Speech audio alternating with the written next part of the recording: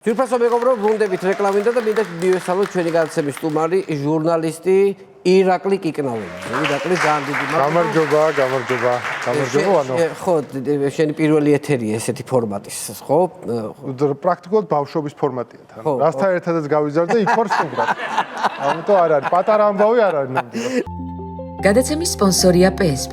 ყველაფერი რაც თქვენს ჯანმრთელობასა და სილამაზეს სჭირდება. PSP. ჩემი ოჯახის აფთიაქი. თან არის იცი რომ მაყურებელს ვერ მიხვდება რომ აი საკმაოდ დიდი შეხედულება გაქვს რა. ნუ ეს თმა რო არ მაქვს თან, კიდევ უფრო მატებს.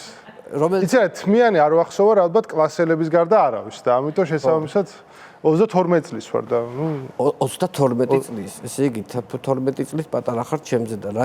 მე მეგონა რომ აი დიდი კაცი იყავი, ანუ და ხო და ბევრი შესულა მაგ შეცდომაში, მაგრამ ნუ რაღაცნაირად ეთყობა მართლა გამომეტყველება მაძლევს თან მაგ ეფექტს, რომ ცოტა მეცვკავა. ყოველთვის ეგრე იყო სხვა შორის და ანუ სარგებლობდი მაგით. რითი სარგებლობდი რომ ანუ მალავდი ასაკს ხო? მალავდი ხოლმე, იცი რა, ხანდახან მიწევდა ხოლმე, იმიტომ რომ თან ისეთ ადგილებში მუშაობდი, რომ შეუფერებელი იყო სამუშაო ადგილი და ასაკი. მაგალითად. ნუ მაგალითად სადღაც ალბათ ვიყავი 19 წლის რო ვიყავი პოლიტიკური ток-შოუს წამყვანი. რაც ეხა ეს ამბავი ხოსასილოა, კიდევ უფრო სასაცილოა, ვინმეს უცხოეთში რო უთხრა რა, ამერიკაში რომ მიდიხარ ტელევიზიაში და მე პოლიტიკური ток-შოუს წამყვანი ვარ და მეორე მხარეს ასეთივე წამყვანი არის 50 წლის თმაშევერცხლილი კაცი, რო უნახავს რა ვიცი. კენედის კვლელობიდან რომ მოყვება რა ამერიკის პოლიტიკას. ამიტომ მალავდი ხოლმე მაგას რომ რაღაც წამყვანი, ჟურნალისტი ვარ უბრალოდ. ესე იგი პირველი რამდენი წლის იყავი ჟურნალისტად და დაიწყე მუშაობა? ვიყავი 16 წლის სკოლაში ვიყავი, მაგრამ მაშინ ჯერ პატარა ბავშვი ვიყავ ეს წელი. ხო. უფრო შესაძლებლობა იყო და მე ხო პოლიტიკური გადაცემა ვიყავ და ვიყავი უკვე 19 წლის სადღაც. და შეუძლება შედიოდი, დებატებს უსმენდი და ნუ ნეტა დღეს ვყავდეს ეგეთი სტუმრები, როგორც მაშინ ვყავდა. მაშინ დადიოდნენ ქოცების სტუმრად რა. დადიოდნენ? ყველანი დადიოდნენ. კვირაში რამდენჯერმე მაინც ქოცები ვყავდა სტუმრად. ლევან მურუსიძე ვყავდა სტუმრად, 19 წლის ვიყავი მაშინ მაგალითად. ეხლა რო ვფიქრობ, ნეტა ეხლა მყავდეს ლევან მურუსიძე სტუმრად, აკითხებს და უსვამს საერთოდ. აი მაშინ რო ქოცები იყვნენ და ეხლა რო ოპოზიციაში არიან, ეგრეც დადიოდნენ. როგორც ქოცების რანგში. როგორც ქოცების რანგში, კი დღეს კი ძალიან მეცინება ხოლმე, მაგრამ დღეს დადიან უკვე როგორც ქოცებისგან დევნილები. დევნილები არ არის, ხო, ანუ და ყველა წუთას რო გინდა, ხო იცი რო ელაპარაკე. ეხლა ხო? ხო, ეგ რო გინდა რომ მიაძახო, მაგრამ მაინც თავს იკავებ. იმიტომ რომ ხო, გეგონება ჩვენ მოვიყვანეთ ხელისუფლებაში ესენი. ხო, ხშირად არის ხოლმე რომ ჭკუასაც გვარიგებენ, რომ გეუბნებიან რომ ეს რაღაცა ეს ჩემი საყვარელი მომენტი მაგ მონათხრობში, აი ვინც ბიზნესგან წამოვიდა, ყველასთან არის ერთი და იგივე რომ რაღაც წერტილში როგორ უთხრეს მათ უარი ბიზნესს. ოღონდ ყოველთვის ეს ხო საჯარო ამბები და პირიქით არის ხშირ შემთხვევაში ესენი, ხო? ხო, აი რომ ვიღაცამ იმ წერტილამდე იყო ბიზნეს კარგის, არამედ ესენი იყვნენ მათთან და მე გაფუჭდა ბიზნესი ახლა სხვანაირად როგორ იქნებოდა. კაი, გავიაროთ ახლა ნუ შენ ფორმულაზე მუშაობ. შაბათ-კვირას გიცქერ ხოლმე. და დანარჩენ დღეებში მაინც დილის გადაცემაა. ხო შაქამდე დილა იყო. გადაცემაში იყავი და ის დილის გადაცემები ჩაიხსნა და ნუ შუა დღეს ხარ. ეხლა შუა დღეს გადმოვედით კი. როგორ აგაქვთ ახლა მდგომარეობა? ნუ ვიცი რომ ძალიან ისეთი სიტუაცია არ ახლა ჩვენთანაც ხო ხდება. არც თქვენთან არის უკეთესი მდგომარეობა. მაგრამ მაინც თქვენი ამბები მაინც როგორ ვახერხებთ სიცოცხლეს არ ვიცით, მაგრამ მაინც. ეს galaktionis reksivit ვართ რა? ხო. ყველაფერი ძლიერ კარგად არის, ყველაფერი ძლიერ ცუდად არის, თუ როგორც არის. იმიტომ რომ თახო სულ გვემუქრებია რომ დაგხურავთ, გაგაქრობთ, გაგანადგურებთ და მართლა მიკურს ხოლმე, იმიტომ რომ ნუ აი რაღაც ვისმენ და თქვა ტელევიზიაში ვარ. აი ეს როგორ უნდა დახურონ ვერ ხვდები, იმიტომ რომ რაც ფორმულაა დღეს, იმიტომ რომ ესე იგი რამდენი გამოწვევის წინაშე ვდგავართ, ვეცდები რომ ჩამოთვალ. რაღაცები ალბათ დამავიწყდება. ჩვენთან სტუდიაში წვიმს პერიოდულად, წყალი ჩამოდის შეულებრივად. მაშინაც წვიმს, როცა გარეთ არ წვიმს. ეს ძალიან მნიშვნელოვანი ნაწილია, იმიტომ ვერ გათვლი რომ აი მაგალითად გარეთ წვიმს და შიგნითაც შეიძლება არა. შეიძლება გარეთ ზიანი ამინდი იყოს, მაგრამ ფორმულაში მაინც წვიმდეს. გვაქვს ხოლმე ეხლა განსაკუთრებით თან ზაფხული რო არის რა ბუზების შემოსევა რა. ყველაზე უხერხული მომენტი ჩემთვის არის ეს, აი სტუმარს რო ელაპარაკები და ერთდროულად რო სამი ბუზი აზის სახეზე. და ვერ კონცენტრირდება ადამიანი, რომ გელაპარაკებ, მართან ბუზებია. შენ მხოლოდ ბუს უყურებ, იმიტომ რომ აი უხერხულობისგან აღარ გესმის. იმიტომ რომ ჩვენთან ცხოვრობს რამდენიმე ბუზი მოდის ხოლმე. გარდა ამისა, რაღაც სპეციფიკური შენობა არის, რაღაც დიდი ხანი ეთქობა რემონტი აღარ გაკეთებულა ამ შენობებში. რუსთავი ორის ყოფილ შენობას ასე ეძახიან, ხო? დენი რო ითიშება ლიფტიც. ხო. ხო, ნახავ სხვანაირად როგორ იქნება ხა. ლიფტს ხო ცალკე რამეს არ ექნება კავშირი და ამიტომ ხა თქვა სტუმარი მოგდის და უნდა უთხრა რომ იცით რა იქნებ მე-17 სართულზე ფეხით ამოხვიდეთ. რასაუბრე მე-17 სართულზე ფეხით რა მოხვალთ მე გადაცემაში და დაჯექით და ილაპარაკეთ თუ შენ. ხო. მე რა მოხდა იცი რაღაც მომენტში ესე იგი წყალი ჩამოდის, ბუზები გვეხვევიან, ხანდახან ლიფტი არ არის და სკამები გვაქვს ისეთი ბარის სკამებს რო ეძახიან. მაღლები რა. ნუ აი სულ იმას ვიძახი რომ რატო ეს ბარის სკამები და მე ამას ჩატყდა ეს ფეხის დასადები ამ ბარის სკამებს. ჩამოსადები. ხო, რაც უბრალოდ მართლა წამების ტოლფასი არის, მე იმაზე ჯდომა, იმიტომ რომ მე სისხლი გიბუჟდება ფეხები და ვეღარ დადიხარ და უბედურება გემართა. გიკიდია ეს ფეხები და მოკლედ უბედურებას გადიხარ და ეხლა აი ამის მე მითხარი რომ გეუბნებია რომ დაგხურავთ, გაგანადგურებთ. აი როგორ უნდა დაგხურო? და განადგურებული ნუ შტეპსელში გვაქვს ხელები შეყოფილი და ეგრევე ამუშავებთ ტელევიზორზე. ხელფასი? ესე იგი ბოლო 3 წლის განმავლობაში ჩემი საქმე იმატებს და იმატებს რა. რაღაც მომენტში ნუ 7 დღე მუშაობ, არც ერთ დღე არ ვისვენებ, ყოველ დღე დილით 3-2 საათი, მერე შაბათ-კვირასაც საღამოს 2 საათი და ნუ ბუნებრივია საქმე რო გემატება, ხო? ხელფასი ცხონა გაგეზარდოს. ამიტომ შესაბამისად ესე მივდიოდი ჩვენს HR-თან და ირაკლი აი შენ ხელფასი ამდენი იქნება. მე ზემოთ მიდის ეს ხელფასი გეზდება. მე რაღაც მომენტში გამოვაცხადეთ რომ შემცირება გვჭირდება რა, იმიტომ რომ ბიუჯეტში ვეღარ მე წამოვიდა ქვემოთ ერთხელ შემცირება, მე მეორედ, მესამედ. ოღონდ აი მთელ ამ პერიოდის განმავლობაში, ხო? 1 წლის ალბათ.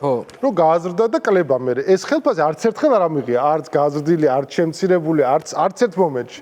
ვერ გამოვიჭირე მოკლედ. გულსუხარია როცა გულსუხარია რა. და წყინს როცა იკლებს, მაგრამ აღებით ვერ იღებ. აღებით ვერ იღებ. ფურცელს ხარჯავ. ფურცლის ფული იხარჯავ. ბოლოს ესეც შევწყვიტეთ. ეხლა მე შენ რადგან ტელევიზიაში მუშაობ, აქტიურად ადევნებ თვალყოს ალბათ პროპაგანდასაც, ხო? ნუ ჩემი ერთ-ერთი გასართობის სფეროა, მართალია სასატირალი თემატიკაა და უბედური. ცოტა ნერვებიც ჭირდება თან. ნერვებიც ჭირდება და რაც აი ყველაფერი რაც შეიძლება რაღაცა ცუდი მოხდეს დასავლეთის, ეს ყველაფერი აქ თავარ ნიუსად კეთდება რა. ეხლა იყო მაგალითად ამერიკის რომელიღაცა შტატში ბავშვებს დაურიგეს ტრანსგენდერი თოჯინები.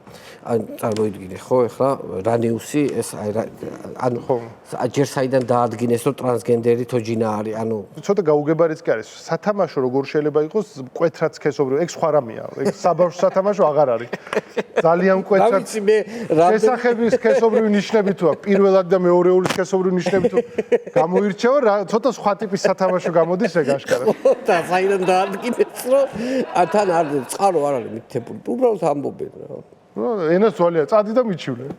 ენას ძვალი არა აქვს. მაგრამ მან ყველაზე მთავარი შემოქმედი ალბათ შათირიშვილია, ხო ეგ?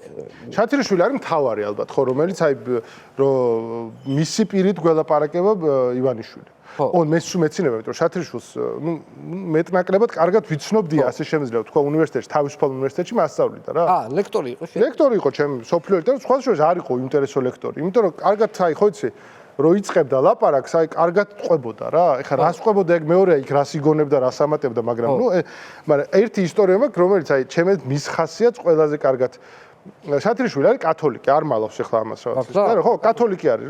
მერე გახდა კათოლიკეთან რაღაც. მართლმადიდებელი იყო და მერე გახდა კათოლიკე. ნუ ასეთი გზა აირჩია. მეგობარი მყავს კათოლიკე ასე, რომელიც უნდა მენახა და გაუარე ამ კათოლიკურ ეკლესიასთან კვირა დღეს. ეს შათირიშვილი ხედავ რომ აქ ამ რელიგიურ ცხოვრებაში აქტიურად არის ჩართული რა ის კი არა რომ უბრალოდ კათოლიკეა იქ რაღაცა კითხულობს რაღაცა ლოცვებს აცხადებს რომ აი ჩვენ დღეს გაიმართება ეს ღონისძიება ეკლესიაში და ეს არის კვირა დღე არის ორშაბათს ლექცია აქვს უნივერსიტეტში დანიშნული როგორ მოვატყუოთ ღმერთი ამ მათემატიკაზე? ანუ კვირას წირვაზე დგას ორშაბათს კითხულობს ლექციას როგორ მოვატყუოთ ღმერთი ანუ რა არის? იცი რა როგორ ისტორია ხო გასაგებია ბიზნესს უკეთებს რა? ხო. ალბათ ის რომ რაღაცას იტყვის ბიზნესა, ეს ეტყვის რომ იცით რომ ეს ნიცშესაც აქვს ნათქვამი ბატონო ბიზნა? თქვენი ეს აი ეს მაგრამ თქვენ უკეთესად თქვით, უკეთ ამბობთ აშკარად. იცი რა უნდა კითხოთ ძალიან საინტერესო ხა მაინტერესებს აი ეს რელიგიური თემატიკა გესმის ძალიან კარგად. თეოლოგი არ ახარ. არა, თეოლოგი არა ვარ. აი საიდან იცი რა ბავშვობიდან მქონდა რა ბუნებრივი ინტერესი ხა წმინდად რელიგიურის და მეორე როგორც რაღაც სოციალური მოვლენის მიმართ, იმიტომ რომ ძალიან გავლენიანი ინსტიტუტია რა და რაცა ხო იცი რომ დაგიგროვდება ცოდნა თანდათანობით რაღაცა და ასე დამიგროვდა ეს ცოდნა რომელმაც და მათ შორის რაღაცა დიდი ინტერესი მქონდა ხოლმე რაღაც ქართული კულტურის, რაღაც საეკლესიო კულტურის მიმართ და მე სულ ფიქრობდი ხოლმე რომ ნეტა ეს ცოდენ რა შეიძლება გამომადგეს. რაღაცნაირად მე გამოჩნდა ისე რომ დადგა დღე როცა გამომადგა ეს. გამოგადგა ხო, იმიტომ რომ ის ძალიან კარგად საუბრობდი მაგალითად პატრიარქის გარდაცვალების ხო, ეგ მაგხრივ იყო ყველა დატვირთული დღეები პერიოდზე და ასე შემდეგ რა. თვითონ პატრიარქს თუ იცნობდი. რამდენჯერ ვერო პირადად შენახვედრი და იცი როგორ რაღაცა არიან პერსონები რომლებიც არიან იმ ეპოქაზე დიდები, ხო მართლა. მე რო დავიბადე კი არა, რომ წოცხრა დავიბადე. 91-ში. ხო, ანუ შენც რო დაიბადე, მაშინაც პატრიარქი იყო. მეც რო დავიბადე, პატრიარქი იყო და რა ვიცი. ანუ დიდი ეპოქა დაიკავა ძალიან და მისი ხასიათი იყო რაღაცა ისეთი, მათ შორის ალბათ ყველაზე მნიშვნელოვანი ჩემთვის იუმორი. რაც ხდიდა ძალიან ესეთ მაგარი იუმორი ქონდა. გამორჩეული იუმორი ქონდა. ნამდვილად და მათ შორის იუმორი ხო რაღაცა ადამიანს ათავისუფლებს, რაღაც სხვა მხარეს განახებს ადამიანის შესახებ. აი, რაც არ ეთანხმებოდა ადამიანს იუმორი თუ აქ კარგი რაღაც სხვანაირად განეწყობი მის მიმართ, ხო? და აი პატრიარქს ქონდა ეს რაღაცა ერთხელ თურმე სადღაც მიფრინავდნენ და ვიღაცა ხალი გადაეკიდა რომ უწმინდესო სად არისო ზეციური საქართველო. სად არის უწმინდესო ზეციური საქართველო, სად არის უწმინდესო და ბოლოს ეთყობა ვერც მოიშორა, ვერც ვერაფერი ვერ ქნა და სად არის და ზეციურ სომხეთსა და ზეციურ აზერბაიჯანს შორის. რა მაგარი პასუხი. გეოგრაფიულად დაუხასიათებად იყო. ისიც გაეშვა. ისიც მიიღო პასუხი და გაეშვა საფალ. მიიღო ესეთი პასუხი და გაეშვა, კაია. ესეთი კითხვა მაქვს, რომ უშუალოდ პარტიაში იყავი. კი, პარტიაში ვიყავი. ხო, სპიკერი ვიყავი, კი. კენჭი არ მიყრია არასდროს. კენჭი არასდროს არ გიყრია. ნუ რაღაცა მქონდა ესეთი ვიყავი სპიკერი პარტიის. ხო, ესე პატარა საქსოფონო. ევროპულ საქართველოს. ხო და ანუ მოგიწევდა მაინც ჩასვლა სადმე რეგიონებში ან საარჩევნო კამპანიის დროს. იცი რა, ყველაზე საინტერესო გამოცდილება ალბათ პარტიაში მუშაობის იყო ეგ რეგიონებში, აი სხვადასხვა ყველა რეგიონს საქართველოში აქვს თავისი პოლიტიკა. ვიცი რომ გაგებით მათ შორის რა. არსებობს ძალიან ისეთი სპეციფიკური ამხრივ რა, მაგალითად იმერეთი არის გამორჩეული. ხო, შენ ზესტაფონელი ხარ. მე თვითონ იმერელი ვარ, ბაღდათიდან ვარ, ზესტაფონის სახლი, ხო და ამიტომ ჩემთვის ეს არის ძალიან მშობლიური ეს ნაწილი, მაგრამ ნახე როგორ რაღაცა ჩემთვის მაგალითად მე ბები ამყავდა კახელი ქიზიყიდან რა და ამიტომ ეს მხარე ძალიან მშობლიური არის, ძალიან მშობლიური. იმერეთში რო ჩავდივარ, ჩემში კახელი იღვიძებს, ქიზიყელი და აქეთ რო ვარ იმერელი იღვიძებს, რაღაც ამ წინააღმდეგობაში ვარ რაღაცნაირად ლიხსიქით და ლიხსაკეთ და ხო და ყველა რეგიონს მხარეს აქვს თავისი სპეციფიკური პოლიტიკური ამბები, ხო, დატვირთული, მაგრამ ყველაზე დიდი დრომი აქვს იმერეთს, როგორც წესი. ადამიანები ხო იმერეთში მარტივად შემოდიან უფრო ურთიერთობაში. ერთ პოლიტიკოს ქონდა მაგალითად, ეხლა იმ პოლიტიკოსის სახელს და გვარს არ ვიტყვი მაგალითად, მაგრამ ნუ ეგეთი ისტორია ქონდა, რომ იმერეთში ჩავიდა და ნუ ადგილობრივი პოლიტიკური ნუ ლიდერივით ვინც არის იქ ადგილზე წარმომადგენელი, მაგრამ ნუ ადგილობრივი. ეს ახლა ცენტრიდან არის ჩასული. ეს ცენტრალურ ოფისს წარმოადგენს, ის ადგილობრივია. რაღაც ათვალიერებენ მანქანაშიუზის გვერდით რა და იმ ადგილობრივმა შენ უთხრა რომ გაგიშინაურდებითო ბატონო ჩემოვან, ახლა მაინც უფროსია თბილისიდან არის ჩამოდი. გაგიშინაურდებითო ბატონო ჩამო თუ კი ბატონო რა პრობლემა არის რაზე. თუ იცი რაზე ხარ მოსაწყავი. გაუშინაურდა იქ.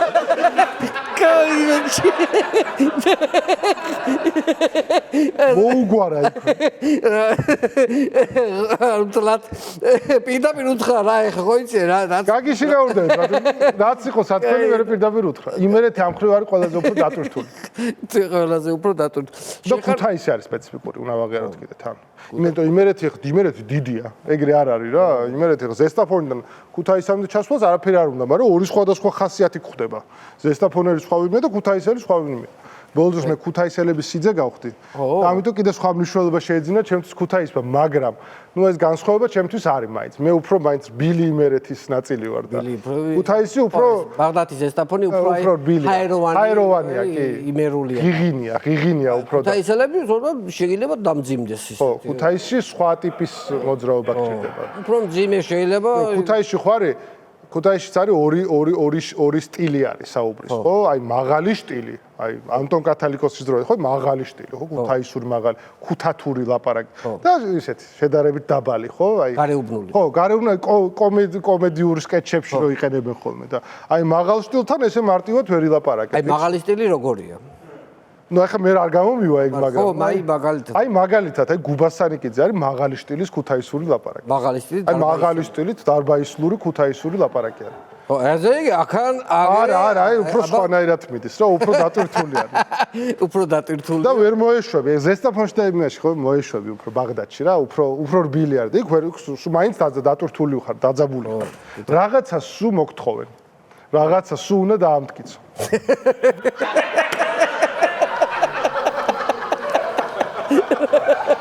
ქუთაისი არის თვითმყოფადი. ანუ ქუთაისას არ ჭირდება რომ სადმე უნდა წავიდეს. ის ქუთაისში იარსებებს, მისი ავთენტიკური გარემო არის, ესე რომ ვთქვათ რა. ანუ მას არ ჭირდება რომ დიდ ქალაქში წავიდეს. ის ქუთაისი ყველაფერს იტევს, ასე რომ ვთქვათ, თავის თავში რა და. ამიტომ ქალაქია ამ სიტყვის სრული გაგებით რა. დანარჩენი მაინც პროვინციებია, ასე ვთქვათ და ქუთაისი არა. ქუთაისი ქალაქია. ამიტომ ეგ ცulis, ამიტომ სხვა პატივისცემით უნდა ელაპარაკო. კი. ხო ხედავ რა მხელა გამოცდილება მაქვს მე. ძალიან სერიოზული კვლევა გავაკეთეთ ჩვენი რომ გავარჩიეთ ანთროპოლოგიურ, სოციოლოგიური დაკვირვებები. ხო. ხო, აიმიტომ მეც გეთახმები ნაწილობრივ. ახლა დიდი კრიტიკა შეიძლება წამოვიდეს ახლა ჰეითი, როგორ? ჰეითის ბრატო? ჰეითი, ანუ თიკარუხაძე ხმარობს ხოლმე ხო.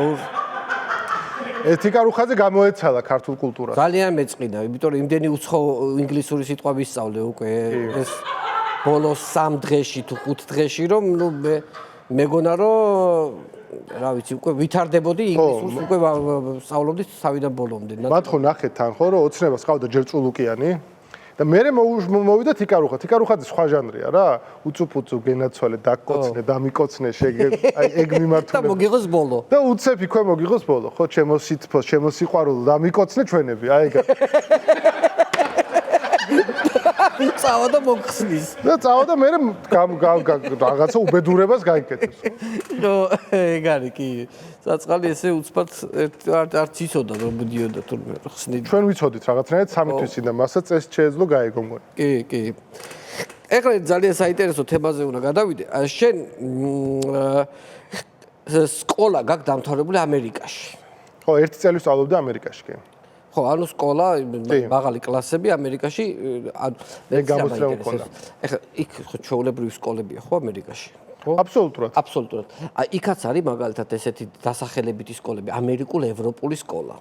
არა, სხვა. ევროპულ, ბრიტანულ, ფრანგულ, უნგრული სკოლა. ხო, საქართველოს ხო რაღაც ეგ ევრორემონტის არ იყოს, ხო? რაღაცა უნდა დაარქვა, რომ რაღაცა უნდა დაარქვა. აი მე მაგალითად გამოვიარე და ერთ ადგილას სკოლასო თავი დავანებოთ, დიდი ღომში იყო ერთ ადგილას, ჩვეულებრივი სახლი იყო და ეწერა ამერიკულ-ევროპული ბაღი. აი რა არის, ბაღია რა ამერიკულ-ევროპული. რა უნდა იყოს? ანუ სახელია რა, რომ აი სად ბავში სად დაგყავს ბაღში? ამერიკულ-ევროპულ ბაღში დამყავს. ეგ მაშინავლაბარში არის კლინიკა ეგეთი რომ გავლით, ეხა აღარ ვიცი ეგ ქვია თუ არა. და როგორც ვიცი არ არის ცუდი კლინიკა. უბრალოდ სახელი ქვია ესეთი. წმინდა იოანე მოწყალის პრივატ კლინიკა. ანუ თან მოწყალია, თან პრივატ კლინიკა. ნუ ყველაფერია ერთად რა. კაია. თუ მოწყალია რა ის პრივატ რაღა არის. ხო, აი ეგეთ სახელებში მაგრები ვარ. მაგრამ იყო ამერიკაში არის ეგეთ სახელები ხო? არა, ამერიკაში ეგეთ სახელები არ არის. ამერიკაში ამერიკულიც ზედმეტი არის, მაგრამ ნუ ამერიკაში მე თან მომიწია ისე რომ აი ძალიან საინტერესო გამოცდილება იყო, რომ 6 თვე ვიყავი კალიფორნიაში. ხო. ნუ კალიფორნია კი ვიცით რაც არის, კარგ ადგილას ვიყავი, კაი იყო სადაც ვიყავი და 6 თვე ვიყავი მე მონტანაში, რომელიც არის კანადის საზღვართან რა. იცი რა უნდა კითხო, ახლა კალიფორნია როგორი იყო აი თვითონ სკოლა? კალიფორნია დიდი სკოლა იყო ძალიან, ხო 5000 ბავშვი სწავლობდა და ჩემი პირველი აღმოჩენა იყო, რომ ნუ სკოლაში მივედი რაღაცა, აი მათემატიკის გაკვეთილია რა და ნუ მათემატიკის გაკვეთილია და მასწავლებელმა დაწერა რაღაც დაფაზე, ხო ელექტრონული დაფა ქონდათ რაღაცნაირი, ეს ყბა ჩამომივარდა. ჩვენთან ხო იცი, მე წავედი რომ ცარცი არის თუ არა ცარცი. და მასწავლებელს რომ თავის ცარცი დააქვს რა და იქ რაღაცა სხვანაირი დაფა ქონდათ. ხო დაწერა კვადრატული მარტივი, ძალიან მარტივი კვადრატული განტოლება, რომელსაც ეხლა ერთ უცნობიანი, რომელსაც ქართულ სკოლაში ამოხსნის, ნუ ცუდი მოსწავლეც რა, მაგას მაინც დაიზეპირებს, რომ დისკრიმინანტი როგორ გამოითვალოს რაღაც. პასუხი ეხლაც მახსოვს, იმიტომ რომ დაწერა ეს იმდენად მარტივი რიცხვები იყო რაღაც, რომ 6 იყო პასუხი, პლუს მინუს 6 იყო პასუხი. ზეპირად რო გამოვითვლი დისკრიმინაცია და ყველაფერი. და ხო ეს ქართველი მოსწავლე და თქვი, რომ 6-ია პასუხი თქო და ამ ყველამ დამცინა. ნუ ახლა სწრაფად ამოხსნა, ნუ ძალიან მე გამიკვირდა, ვერ მივხვდი რატო დამცინოდა ეს ხალხი და შო მე დაიწყეს ამისი ამოხსნა რა. 15 წუთი რაღაცას აკეთებენ ამ თავი. უსწრაფი რაღაცა არ არსებობს სხვა გზა ვერანაირად მე თქვა არ მეშლება რა. დისკრიმინანტია რაღაცა. და მივიდნენ რომ 6 არის პასუხი. დამიდასტურეს და აი ეს სახე არ დამოვიწყდება ამათ რომ მე გამომხედე. შემა კლასელებმა რა. რომ მე ჩამთვალეს რომ მე ვარ გენიოსი. ოღონდ ახლა არანაირ გენიოსი მე არ ვიყავი ანუ არ მქონდა მათემატიკის ნიჭი არასდროს. არაფერი ეგეთი არ ვიყავი არასდროს. იქ ვაღიარეს რომ მე ვარ მათემატიკური გენიოსი. ნუ მასწავლებელი რა თქმა უნდა ეგრევე მიხვდა რაშიც იყო საქმე.